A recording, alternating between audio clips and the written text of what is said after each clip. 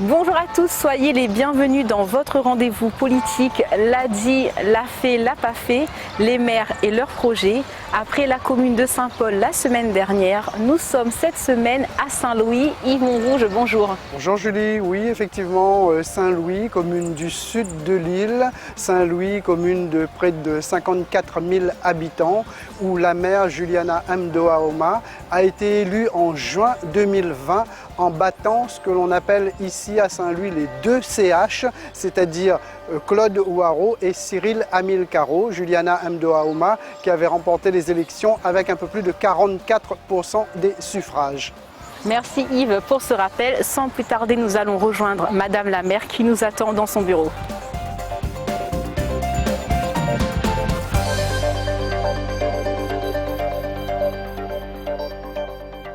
Bonjour Madame la maire, merci de nous recevoir aujourd'hui dans votre bureau à la mairie de Saint-Louis. Je rappelle que vous avez été élue en juin dernier avec un peu plus de 44% des suffrages. Pourriez-vous nous dire en 2-3 minutes quelles sont les actions les plus significatives que vous avez réalisées en un an ?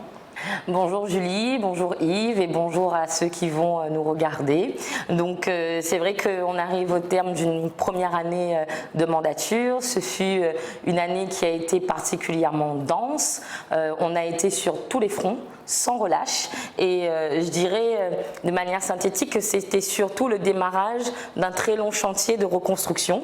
Nous avons commencé d'abord par reposer les bases, puisque c'était ce à quoi on s'était engagé devant la population. On n'a pas vendu du rêve, on est venu là avec une équipe qui s'est engagée pour poser de nouvelles fondations, pour permettre à la commune de Saint-Louis d'avoir un nouveau service public de meilleure qualité, plus efficace, et permettre à la commune de retrouver quelque part sa place dans le bassin sud.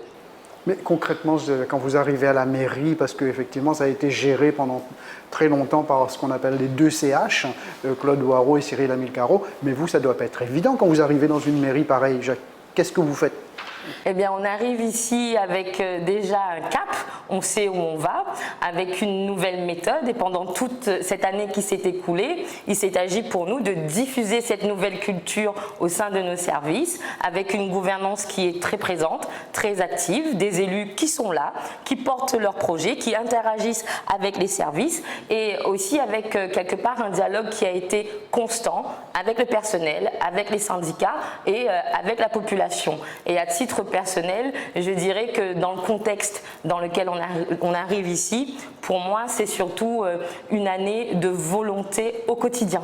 C'est tous les jours où il faut être justement passionné, déterminé pour faire en sorte de lever les obstacles et d'aller au bout de nos démarches. D'accord, parce qu'on m'a dit que vous, on voit de la lumière dans votre bureau le soir jusqu'à au moins 21h, 22h.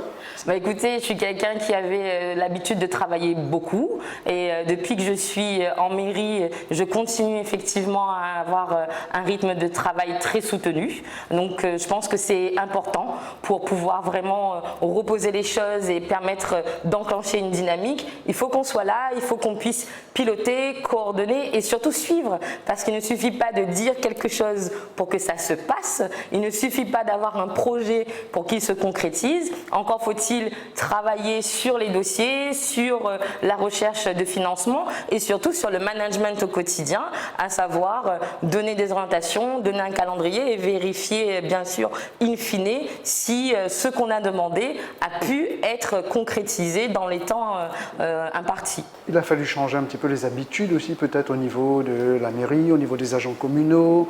Il a fallu peut-être bousculer un petit peu, casser les codes et également une réorganisation des services. Vous êtes passé par ça ? Effectivement, on est passé par là, mais je dirais qu'on n'a pas bousculé les gens. ce sont des manières de faire qu'on bouscule quand on apporte une nouvelle vision. On est passé par 2 phases d'audit d'abord, un audit finance et un audit RH et organisationnel, et ça nous a permis de faire aboutir un nouvel organigramme. C'était au mois de mai. On a désormais une nouvelle équipe de cadres supérieurs qui est en place. On est en train de décliner cet organigramme-là. Il y a eu aussi un temps vraiment de travail soutenu sur l'harmonisation du temps de travail. Il y avait des services avec des horaires atypiques, différents les uns des autres, et notre objectif c'était aussi de ramener l'équité à l'intérieur même de nos services pour que 35 heures puissent réellement correspondre avec 35 heures réalisées. 35 heures payées, 35 heures réalisées. D'accord. Je reviens à la question de Julie, parce que là, on a bien compris que vous arrivez, vous jetez les bases, vous réorganisez vraiment tout ce qu'il y a à faire. Mais maintenant, concrètement, en un an, qu'est-ce que vous avez pu faire en termes, je sais pas moi, d'infrastructures, d'aménagement routier, etc., etc. Moi, je dirais qu'on a d'abord commencé par faire aboutir plusieurs chantiers qui étaient ou à l'abandon ou en panne. Je pense notamment à la réouverture de la piscine de la Rivière. Il y a eu aussi la fin des travaux sur la rue du Docteur Schweitzer.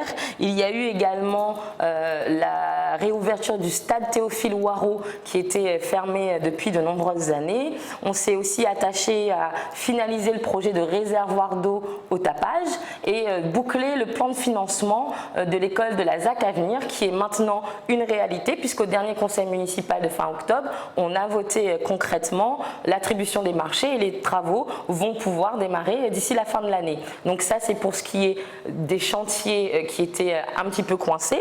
Je voudrais aussi vous parler de tout ce qu'on a fait en matière d'école, puisque ça fait partie de nos priorités. On a une ambition qui est de faire de Saint-Louis un territoire à haute qualité éducative. Et pour cela, là aussi, il nous a fallu reprendre les fondamentaux, recommencer à prioriser dans les dépenses de fonctionnement de la mairie les petits travaux d'urgence au quotidien, que ce soit en termes d'hygiène, de sécurité pour les enfants. On a fait en sorte aussi de répondre à des appels à projets pour pouvoir mettre de l'équipement numérique dans nos écoles. Il était pour moi anormal que les petits Saint-Louisiens et les petits Riviérois soient tenus à l'écart de l'horizon numérique. Donc ça c'est un projet sur lequel nous avons avancé concrètement avec des attributions de fait et d'autres attributions qui vont d'ailleurs arriver cette semaine. On a relancé pour les élèves de maternelle les petits déjeuners dans les écoles. Donc c'est un programme qui redémarre notamment cette semaine dans nos écoles maternelles à titre expérimental. Nous sommes en train également de travailler avec le rectorat avec lequel on a créé une commission scolaire pour que tous les sujets qui concernent les écoles soient discutés en concertation. Donc on travaille sur un projet de cité éducative. La réponse à l'appel à projet est partie et notre ambition c'est vraiment de créer un écosystème à Saint-Louis qui mette en mouvement tous les partenaires et qui nous permettent vraiment de corriger les inégalités. Et j'en parle parce que Saint-Louis, c'est quand même une commune marquée par des indicateurs sociaux qui sont au rouge. 34% de la population, à peu près 20 000 habitants qui sont classés en quartier prioritaire.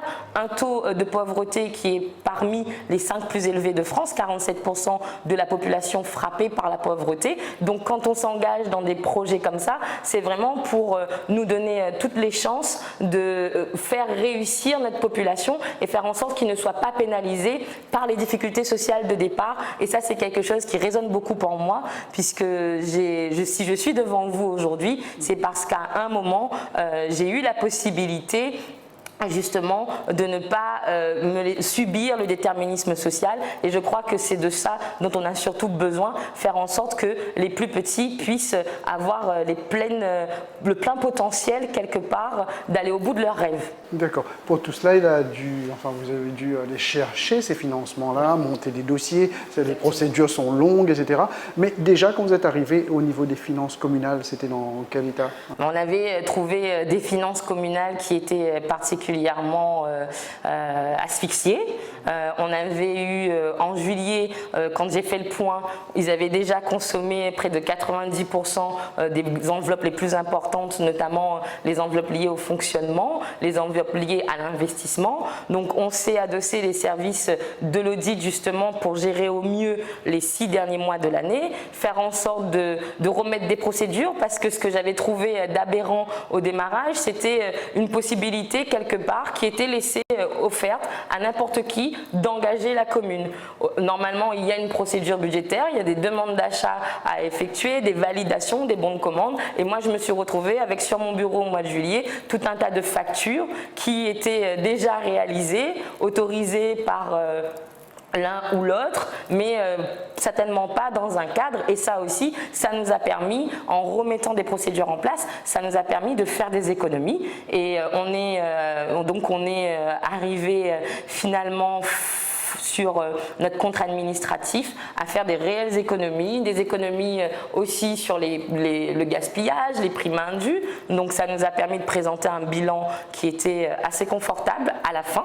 Et par contre, très récemment, on a découvert à nouveau d'autres difficultés, des dettes qui n'étaient pas honorées. Donc il nous a fallu réajuster notre budget. On va dire que ce qu'on a fait à notre dernier conseil municipal, c'était vraiment de prendre connaissance de toutes les dépenses qui n'étaient pas réglées, prendre connaissance des recettes qui étaient inscrites au budget alors qu'il n'y avait plus de subventions en face parce que les démarches n'avaient pas été faites pour pouvoir lever ces financements. Donc on a pris tout ça, on a rectifié le budget et l'objectif pour nous c'est de repartir à neuf à partir de l'exercice budgétaire 2022. Je précise qu'on a aussi réorganisé bien sûr notre direction générale adjointe des finances avec donc 2 nouvelles compétences qui nous permettent d'aller au bout de notre démarche d'assainissement. C'est vraiment une œuvre d'assainissement pour bâtir de manière beaucoup plus solide à l'avenir. D'accord. En venant ici, Madame la maire, j'ai vu qu'il y avait pas mal de travaux, routiers, etc. Ça rentre dans le cadre toujours de ce que vous avez fait pendant 1 an ou sinon c'est dans le cadre des chantiers Alors, les travaux que vous avez vus, par exemple, en centre-ville, là, avec la réfection des trottoirs, ce sont des travaux que nous avons programmés sur le budget 2021. Sur ce budget 2021, c'est vrai qu'on avait souhaité aussi commencer à améliorer le cadre de vie de nos habitants. Il y a tellement à faire en matière de route que notre stratégie, c'est de faire petit lampe, année après année. Et cette année, on a commencé par faire des chantiers vraiment emblématiques. Je pense au chantier de la rue Juliette Dedu au tapage, où la plupart des rues sont à refaire.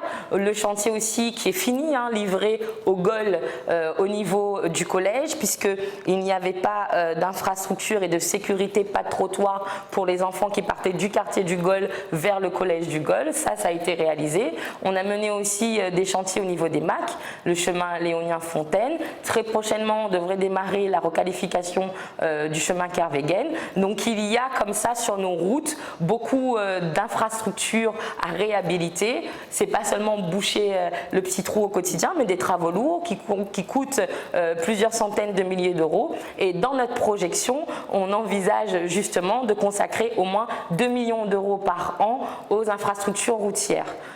D'accord. Et à côté de ça, je suppose, effectivement, comme tous les maires, à l'instar de tous les maires de La Réunion, et peut-être même de métropole, vous avez à gérer les demandes de logement au quotidien, boucher des trous, effectivement, du bitume tous les jours, etc. Donc, on va rentrer, si vous voulez bien, dans la deuxième partie de l'émission. C'est quels sont maintenant, au-delà de tout ce que vous avez à faire quotidiennement, comme je vous l'ai dit, quels sont les 3 ou 4 ou 5, j'en sais rien, grands projets structurants que vous pensez pouvoir concrétiser d'ici à la fin de 2026 ? Si vous permettez, juste avant de passer à cette phase, dire aussi que justement par rapport au quotidien d'un maire qui est dans l'hyper-proximité, dire qu'on a aussi travaillé sur le plan social. On a par exemple fait aboutir un projet d'Acadis Mobile. Qu'est-ce que c'est ? C'est simplement une agence d'accès au droit qui se déplace, qui va vers la population justement dans les quartiers des Hauts, dans les quartiers retirés et aussi dans les quartiers prioritaires. Et ça, je pense que c'est important aussi, vu la sociologie de notre territoire, de pouvoir aussi faire en sorte que nos travailleurs sociaux aillent à la rencontre des habitants. On a travaillé aussi en matière d'insertion, on a été lauréat du label Cité de l'Emploi, donc c'est unique en Outre-mer. Ça nous permet d'avoir une ressource humaine dédiée qui va coordonner l'ensemble des acteurs du service public de l'emploi pour offrir aux habitants de Saint-Louis un accompagnement sur mesure, donc beaucoup plus fin pour que ça puisse aboutir à une réinsertion positive. Donc ça, c'est ce qu'on a fait aussi en termes humains. En termes humains, je veux citer aussi le soutien à la vie associative, puisqu'il a été multiplié par 3, et ça amène un impact au quotidien, que ce soit les actions de la politique de la ville ou les actions en matière sportive ou en matière culturelle. Donc ce sont des volets qui sont vraiment primordiaux. On est sur un projet à 2 axes. D'abord répondre aux besoins immédiats, et il y a encore un long chemin à faire pour vraiment arriver à bien traiter la demande citoyenne, bien la suivre et faire en sorte que les habitants puissent s'épanouir. Et d'un autre côté, porter des grands chantiers de développement dont on peut effectivement parler. Alors, ces grands chantiers, effectivement. Eh bien, sur les grands chantiers, je dirais que je les présenterai vraiment d'une part sur l'aspect de la nécessité d'améliorer le quotidien des habitants et de leur offrir plus d'activités. Et dans ce cadre-là, on met vraiment l'accent sur l'aboutissement, le lancement des projets du NPNRU, le nouveau programme de renouvellement urbain du GOL, où on va pouvoir construire un gymnase, construire une maison des associations, construire 2 nouvelles écoles, une salle des fêtes, donc c'est important. Il y a aussi dans ce cadre-là un projet de centre culturel incluant une médiathèque dont il faut qu'on puisse trouver les financements, mais c'est important, je pense, dans la transformation de Saint-Louis, de pouvoir remettre la culture, faciliter l'accès à la lecture, aux livres numériques, etc. donc dans cette ville. Et à côté de ça, j'aimerais aussi à l'avenir accélérer sur notre projet de transformation des maisons de quartier en maisons communales de proximité. Il y a de la réhabilitation des bâtiments à faire, mais on est surtout sur l'idée de remettre de la présence sociale de proximité pour faire en sorte qu'à Saint-Louis, eh bien, il y ait moins de difficultés et plus d'animation, plus d'accompagnement au quotidien. Je voudrais aussi peut-être vous parler de nos projets en matière économique, puisque il faut aussi créer de l'activité économique, et la municipalité ambitionne de créer des kiosques à vocation économique pour les mettre à disposition des porteurs de projets à tarif donc réduit par rapport au privé. Donc ça, c'est aussi important pour nous. Et je citerai aussi toutes les questions auxquelles on ne pense pas forcément à première vue, mais qui sont importantes, qui rythment le vie des familles. C'est la question du funéraire.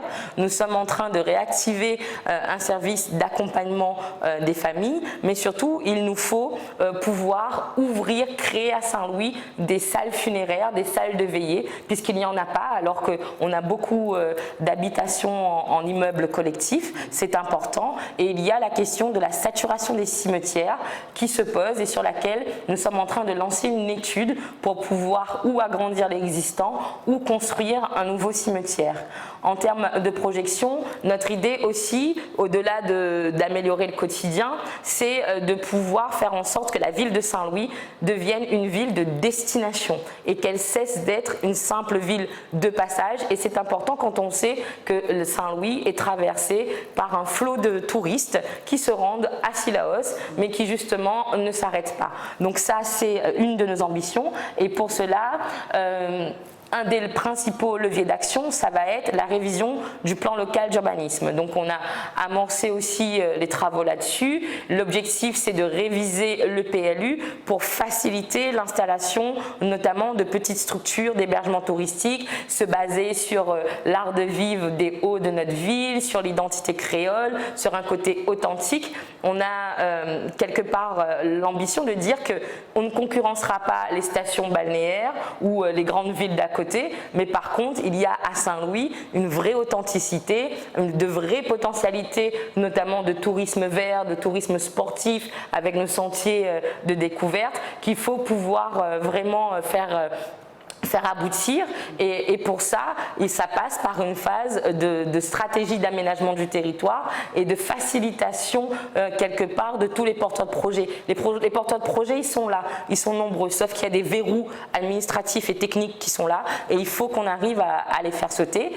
Un autre axe à développer pour que Saint-Louis redevienne attractif, c'est tout l'aménagement du littoral de Bel-Air, l'étang.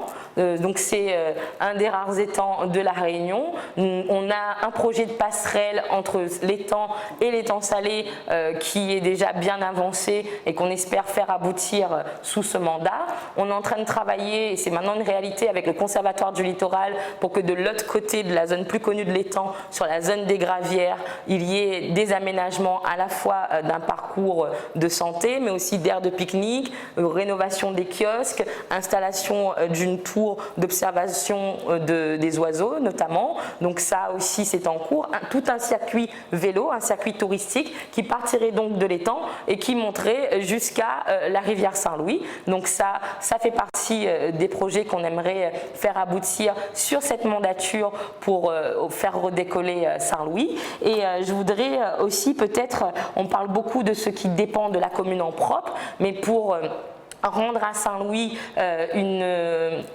vraiment un côté beaucoup plus apaisé, beaucoup plus attractif, agréable, faire venir les investisseurs, il faut que l'on puisse travailler avec les deux grandes collectivités sur des grands chantiers routiers. Et là, je veux parler de la liaison entre la RN1 et la RN5, donc qui dépend de la région, la liaison entre le pont de la rivière Saint-Étienne et la route de Sillaos, pour créer une contournante pour Saint-Louis, pour désengorger la circulation en centre-ville qui reste asphyxiée aujourd'hui. Et il faut pour cela, on va faire des aménagements, mais pour changer vraiment la donne, il faut que les grands projets se concrétisent. Il y a la liaison RN5, il y a le pont du Waki qui celui-là est porté par le département, et aussi le pont au Gol sur le radier de Trois-Ravines. Là aussi, travaux déjà bien avancés, études avancées par le département et qui devraient se terminer à horizon 2025. Ça, c'est pour ce qui est stabilisé. En revanche, pour la liaison RN5, il y a des discussions à mener avec la région pour que ça soit enfin une priorité et faire en sorte que l'on puisse vraiment offrir aux habitants de la rivière et donc aussi de Sillaos la possibilité de sortir par une contournante. D'accord. Donc, il y a du pain sur la planche, Madame la maire. Vous n'avez pas chômé, effectivement, avec tous les projets que vous venez de nous exposer. Julie me faisait remarquer dans la voiture elle me disait qu'elle va certainement devoir augmenter les impôts pour financer tout ça, non? Alors, augmenter les impôts, franchement, c'est notre cheval de bataille.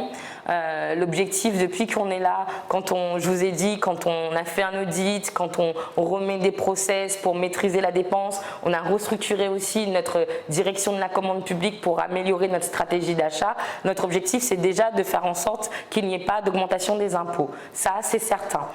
En même temps, on a beaucoup de projets. On a estimé les projets de la mandature à 150 millions.